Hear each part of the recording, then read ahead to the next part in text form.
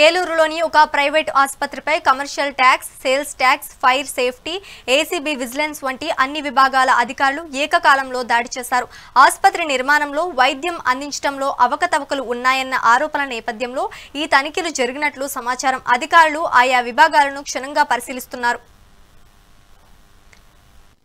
ఈ రోజు vigilance and enforcement head office నుంచి వచ్చిన ఆదేశాల మేరకు as per the instructions of honourable director general of vigilance and enforcement ఈరోజు ఏలూరు విజిలెన్స్ అండ్ ఎన్ఫోర్స్మెంట్ విభాగం వారు చైత్ర హాస్పిటల్ని తనిఖీ చేయడానికి రావడం జరిగిందండి. ఈ తనిఖీలో భాగంగా వివిధ డిపార్ట్మెంట్ల సహకారంతో ఆయా విభాగాలను ఇన్స్పెక్ట్ చేయడం జరుగుతుంది. మాతో పాటుగా మున్సిపాలిటీ వారు, ఫైర్ సేఫ్టీ ఫైర్ డిపార్ట్మెంట్ వాళ్ళు, drugs control, commercial tax, GST verify చేయడానికి